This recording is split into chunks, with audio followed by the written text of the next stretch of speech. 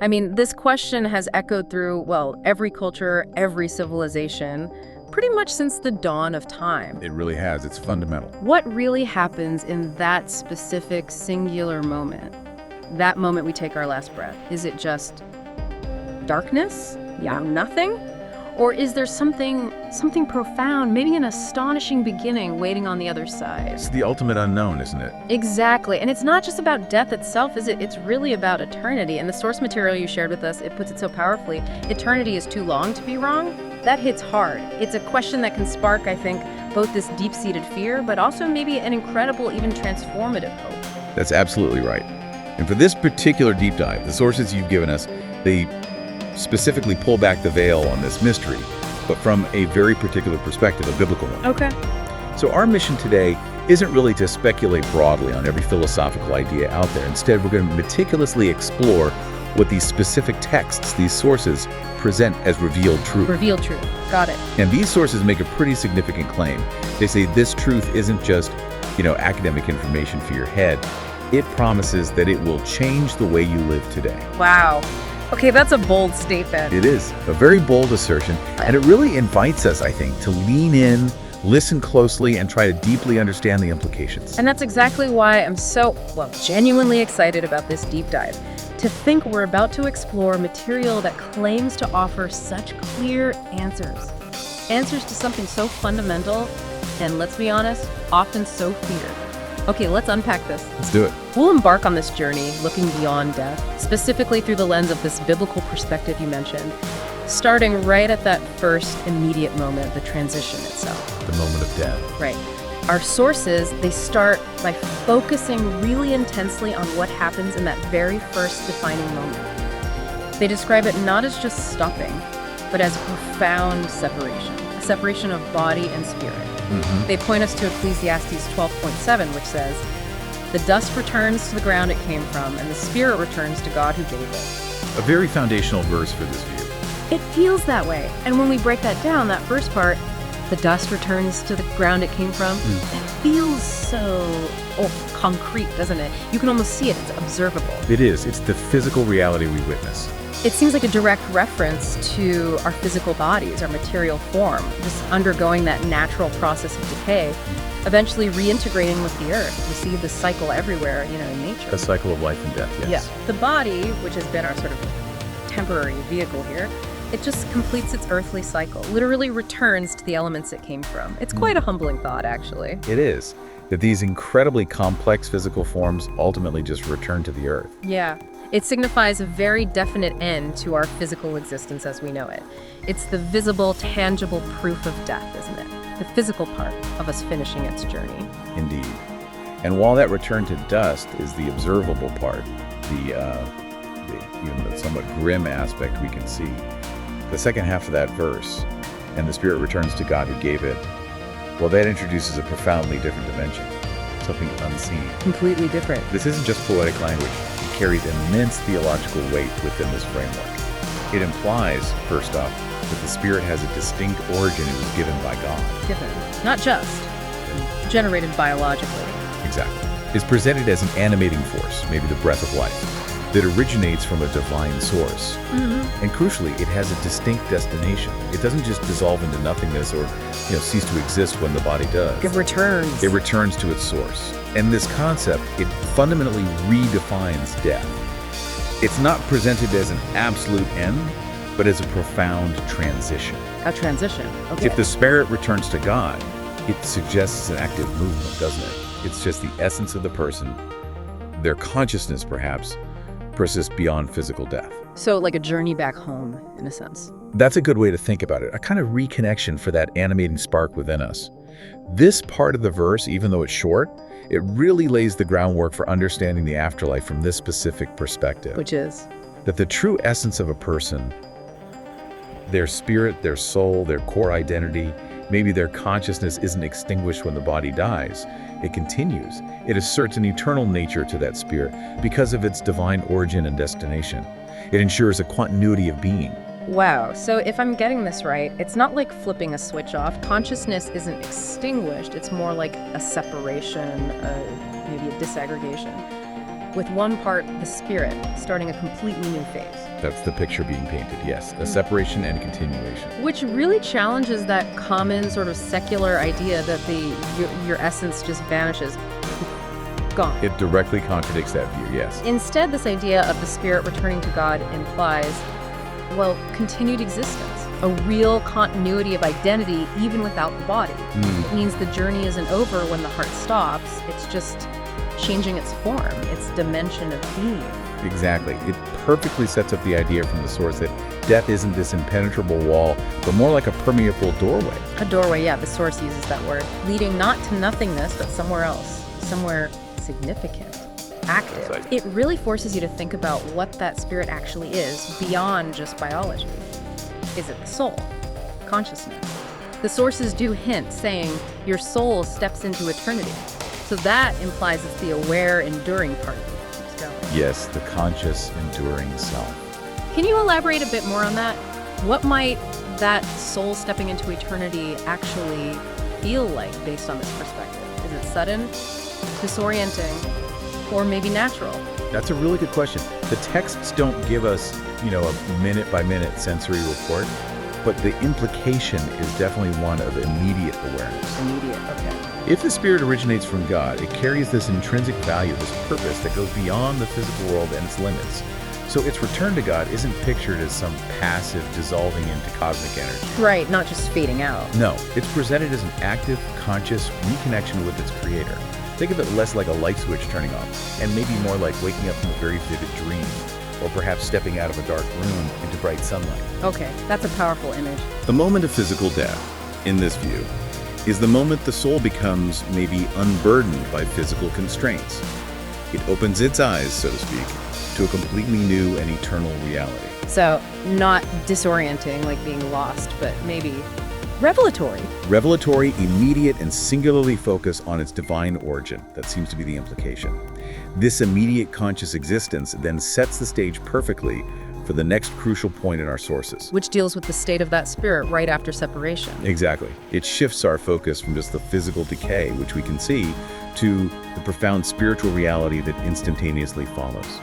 It's a radical rethinking of what death means, from an ending to an immediate, profound continuation on a totally different plane of being. And what a continuation it is based on our next source. This deep dive moves us straight into the immediate destiny of the soul right after death. Yes, the focus shifts very quickly. From that moment of physical separation to the immediate conscious state of that spiritual part of us. Our source material points us to 2 Corinthians 5:8, and it says quite directly, "To be absent from the body is to be present with the Lord." A hugely significant verse in this context. That phrase, present with the Lord, feels incredibly powerful, doesn't it? It sounds remarkably direct. It doesn't seem to leave much room for ideas like an intermediate state where you're unconscious, soul sleep, or even a waiting period like purgatory. It really doesn't. It posits an instantaneous transition from one state of being straight into another. It strongly suggests consciousness remains unbroken. So how does this idea of immediate presence really challenge other common beliefs people might have about what happens right after they die? Well, it fundamentally challenges them by asserting that instantaneous conscious awareness, present with the Lord, implies an immediate, direct, unmediated encounter. You're in the presence of the divine being. No waiting room, no limbo. Exactly. From this specific viewpoint, there's no waiting period, no vague in-between state, no loss of awareness, and certainly no period of unconsciousness. It's presented as a direct, unbroken continuity of consciousness, just in a different realm, a different state. And for those who believe in Christ, the sources say something quite remarkable here. Death is not defeat, it's promotion. Yes, that concept of promotion is really fascinating, isn't it? And counterintuitive to how most people think about death. It really is. Promotion from what, though? I guess from the struggles, the limits, the pains, the sufferings of life here on Earth, all the brokenness. That seems to be the implication. Promotion from the challenges inherent in our current existence. And promotion to what? To a state of direct, unhindered, perfect fellowship with the divine. So this presence isn't just about being in a place like a cosmic address. It seems to be much more than that. It's presented as a profound spiritual and relational state, characterized by, the sources imply joy, peace beyond understanding, maybe even a deeper grasp of eternal truths that were kind of veiled during earthly life. Like a completion, a homecoming. Yes, a completion of purpose, a homecoming, to a state of perfect communion, where maybe your deepest spiritual longings are finally completely fulfilled. It's truly a startling way to redefine death as an upgrade, essentially. It creates such a stark contrast though, doesn't it? Because the source immediately follows that really uplifting thought with the flip side, and it's a heavy counterpoint. But without him, it's eternal separation. The contrast is incredibly stark.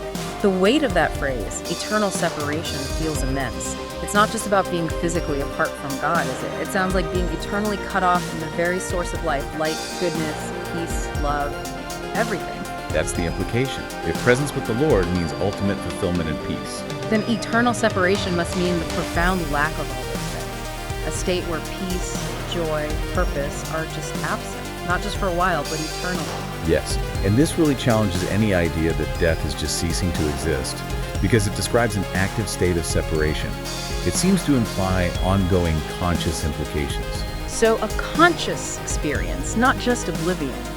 An existence without that foundation of meaning and light. That sounds, well, deeply troubling for many. It is a deeply sobering concept. Do these sources give any more detail on the nature of this apartness beyond just, a theological term? Is it just absence, or is there something more to it? That's a crucial distinction. And the sources, by painting such a sharp contrast, they do imply it's more than just mere absence. This concept of eternal separation isn't portrayed as simply a void or non-existence. Okay. It's framed more as an existence apart from the divine presence. The presence that, in this biblical framework, is understood to provide ultimate life, meaning, and goodness. So maybe less like a dark room and more like a conscious state of longing, regret, without light, joy, hope. That seems closer to the implication. A conscious state where those things derived from God are absent. It's presented as a profound and irreversible consequence carrying real emotional, spiritual, and existential weight. And this immediate binary outcome, either presence with God or separation from God, that's why faith and choice during life are so heavily emphasized in these texts. Absolutely.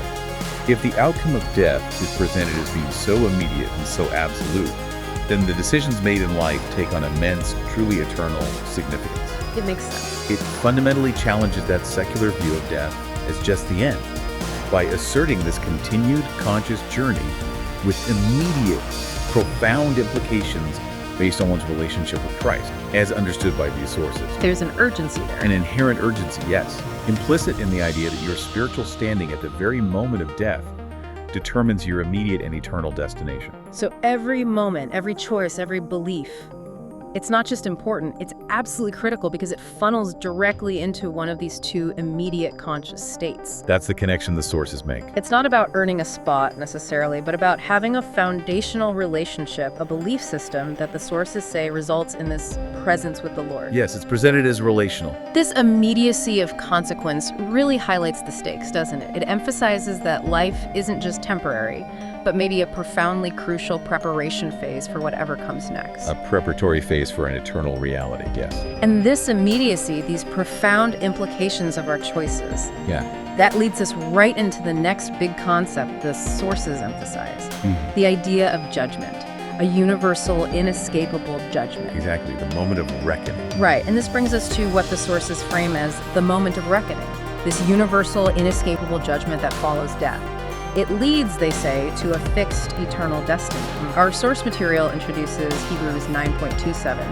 It states, "It is appointed for man to die once, and after that comes judgment." A very direct statement.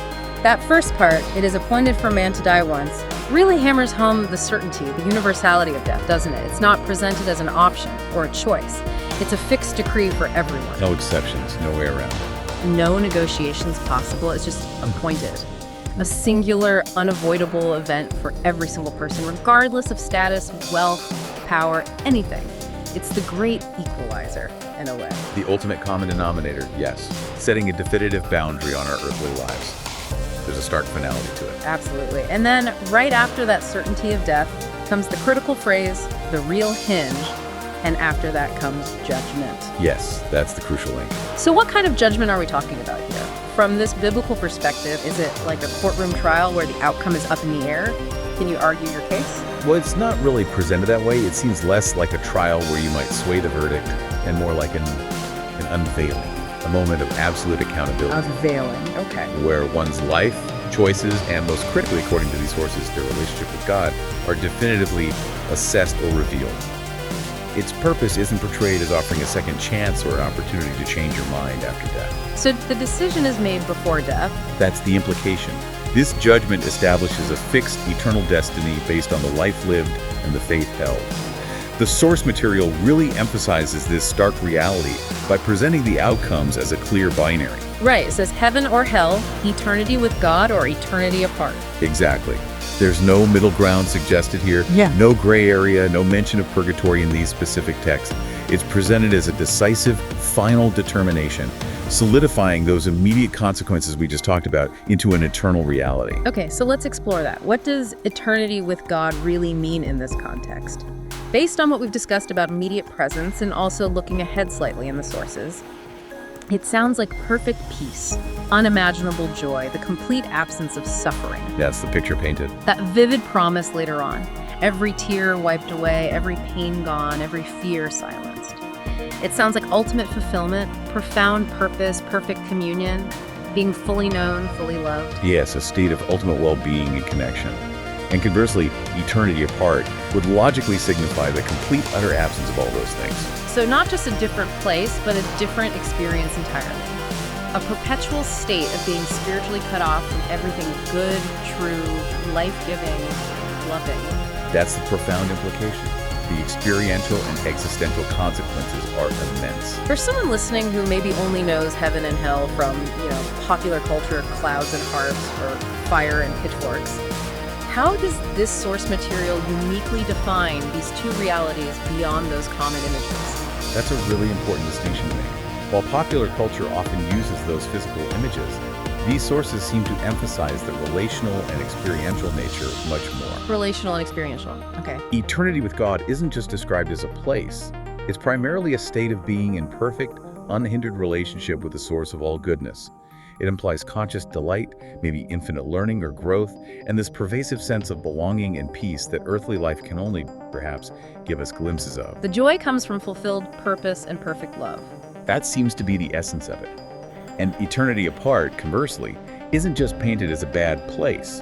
It's the conscious, perpetual experience of the absence of that foundational relationship, So, ultimate separation from love, peace, meaning. leading to perhaps a state of profound regret, isolation, unfulfilled longing. It's the conscious awareness of having chosen during life to live apart from the ultimate source of life and truth, and now experiencing the full weight of that separation. It's existential, not just geographical punishment. Wow. Okay, so this moment of truth, this inescapable judgment, it's so significant for us now while we're living because it underscores the huge importance of our choices during life. Precisely. If a fixed eternal destiny is determined right after death, based on those life choices in one's faith, well then, how you live right now becomes absolutely critical. It gives tremendous weight to faith and belief as understood in a specific framework. It does. The source, when it says here's where it gets really interesting, it seems to be hinting at exactly this direct link between our present actions, our present faith, and our eternal future. So life isn't just random or transient. Not according to this perspective. It's more like a proving ground, a crucial period where the foundational decision determining eternity is made.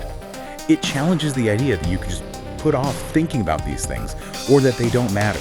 Instead, they're central to your ultimate fate. Yes. They provide a kind of moral framework where accountability is universal, making the choices made during life carry ultimate, lasting significance. It certainly makes personal responsibility incredibly clear, doesn't it? It suggests our lives here aren't meaningless, but hold eternal weight. And while this judgment sets a fixed destiny, the sources immediately pivot to what they call the greatest news, something that transcends even this final judgment. It offers this powerful hope that death itself doesn't get the last word. Yes, an ultimate triumph. An ultimate triumph. Moving from that certainty of judgment, the sources shift gears dramatically to what they call the ultimate triumph. This idea directly confronts, maybe even overcomes, the finality of death. It's presented as the peak of the good news. It really is. They call it the greatest news and highlight 1 Corinthians 15.52, which says, "The dead will be raised imperishable and we will be changed." Wow, what a statement. raised imperishable. Can you break that down? What does imperishable truly mean here? It means exactly what it sounds like, a state beyond corruption, beyond decay, beyond death itself. So no more sickness, aging, physical brokenness. That's the implication. A body no longer vulnerable to any of those things. A true victory over the limitations of our current physical state. It sounds like a major upgrade. It's presented as such. Yeah. And the next part, and we will be changed, is absolutely crucial too. Changed how? Is it the same body, just fixed up, or something totally new? It implies a radical transformation. Much more than just restoring the old body. It's not just recovery. It's perfection beyond anything we currently know or experience. A perfection suited for eternity. Exactly. The change described is one that seems to prepare us for an eternal, glorified existence. A body that's capable of experiencing God's presence without being overwhelmed, enduring infinite joy, participating in eternal realities without our current physical limits. And this future resurrection, this is different from the immediate spiritual presence we talked about earlier. Yes, that's an important distinction.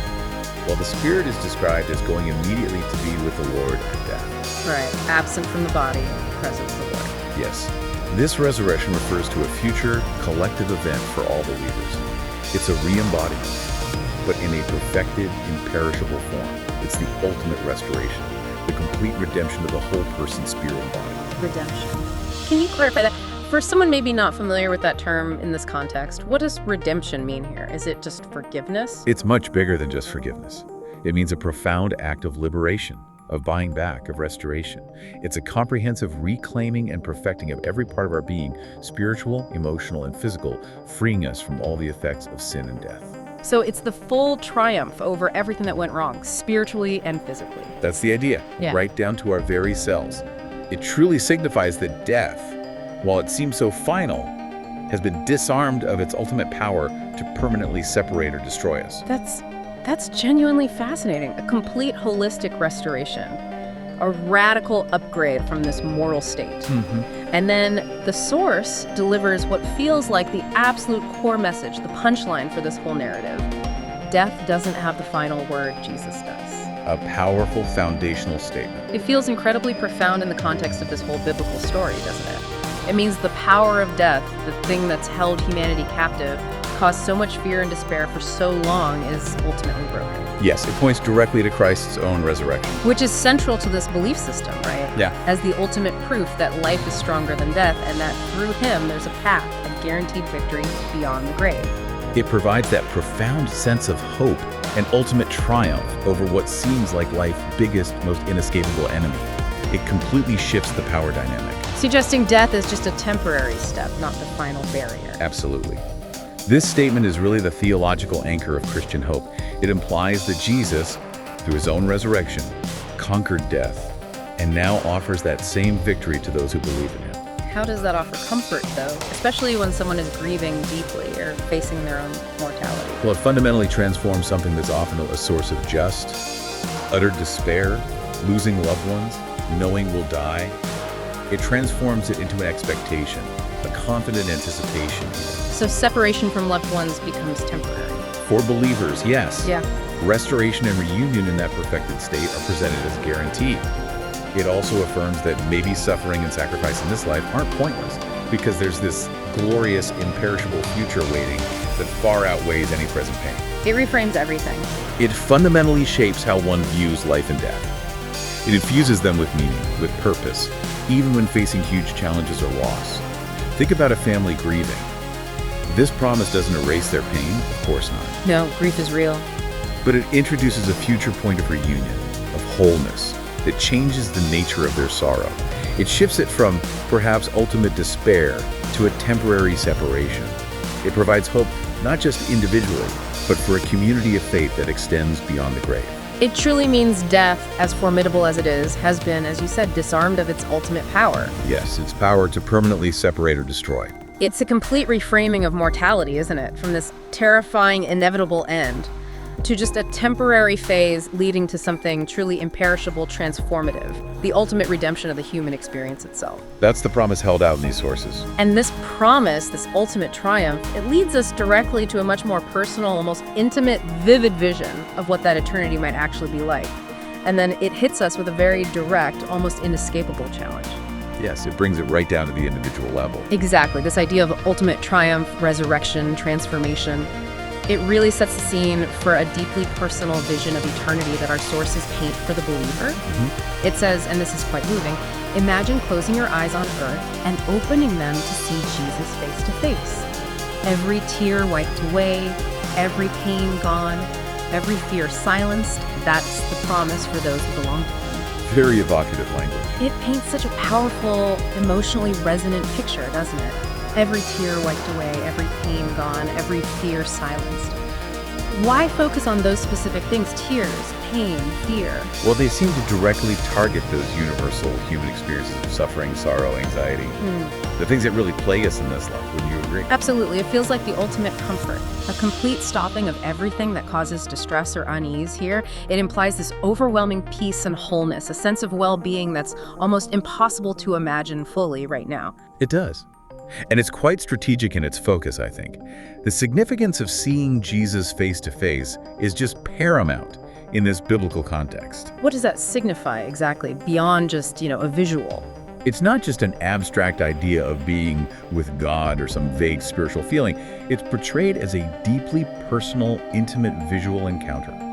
This seems to signify perfect knowledge, ultimate love, complete acceptance, the fulfillment of all spiritual longing. The culmination of faith, the ultimate reward. And the consummation of their journey, yes. When we say consummation here, it means the ultimate fulfillment, right? The absolute peak, the completion of everything they hoped for or pursued. So being fully known, fully loved, totally at peace in his immediate, tangible presence. That's the picture. This vivid vision provides a real, tangible, emotional anchor for the hope we were just discussing. It's not just abstract eternity, but a personal, glorious reunion. You can see how that would counter fears of nothingness, or that striving for peace people never quite find here. It directly addresses those deep human anxieties with a very clear, comforting answer from this perspective. And then, right after painting that incredibly comforting, hopeful picture, that ultimate vision of peace and reunion, the source just pivots and brings us right back down to earth with a powerful, direct, almost jarring question. It does. It makes it intensely personal. It cuts through all the theology and asks, but the question is, are you ready? And it doesn't feel rhetorical at all. No, it demands an answer. What does ready really mean here? Ready for what? Ready for death itself? Ready for that immediate presence? Ready for judgment? Ready for the resurrection? It feels like all of it. I think it encompasses all of it, yes. It draws all the threads we've been discussing together into one pointed question. Being prepared. Being in that state where presence with the Lord is your destiny, not eternal separation. That's exactly it. Ready here seems to mean having made that choice.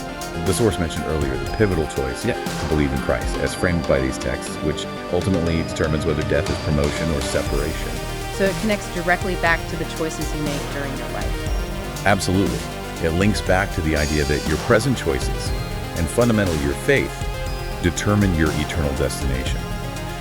This makes the question an unavoidable challenge to the listener's current spiritual standing, right here, right now. It forces you to look inward. It prompts profound introspection, doesn't it? About your life, your values, your deepest beliefs, especially in light of these immense eternal consequences presented in the sources.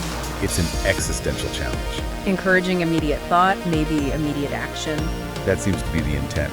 The vivid vision of peace, followed by the sharp question of readiness, acts as a powerful call to align your life with the path that, from this biblical perspective, leads to that ultimate triumph. It compels you to consider the immediate and the long-term implications of your life's direction. And it underscores that procrastinating on these kinds of matters, according to this view, carries the ultimate risk. It isn't just about agreeing intellectually. It's about a transformed way of actually living. It certainly makes you pause and reflect deeply, doesn't it? It's not just some abstract thought experiment about what might happen after we die. It's a direct challenge about your own preparedness for something presented as inevitable. It puts the ball squarely in your court, yes, demanding a personal response to these profound claims.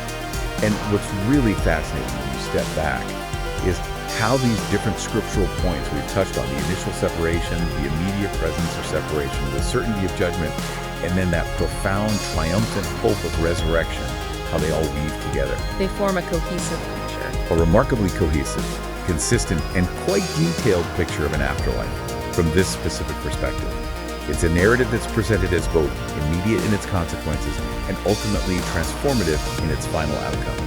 It provides a very comprehensive framework for understanding existence beyond what we can see right now. And as our sources conclude so powerfully, death isn't the end in this view. It's framed as a doorway. Doorway, yes. So what does all this mean for you, for us right now? This deep dive into these specific biblical texts, it really seems to profoundly underscore that what waits on the other side. It doesn't just happen to you randomly. No, it's presented as conditional. It depends entirely, according to these sources, on the fundamental choice you make now, during your time here. Yeah. It positions life itself as this incredibly crucial preparatory phase for an eternal reality. So if death really is a doorway, like the sources say, and not just a final solid wall, what kind of preparation does that invite us to think about for the journey ahead?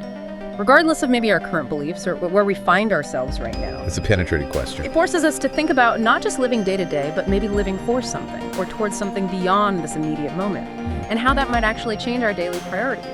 And this raises that final, really important question, I think. If knowing what might lie beyond death can fundamentally change how we live today, how might understanding this specific, detailed biblical perspective alter your own priorities, your actions, maybe shape your journey, starting right now? It's an invitation, isn't it? It's an invitation to reflect on the ultimate implications of your present life, your choices, and to really consider the profound weight of that open door described in these texts.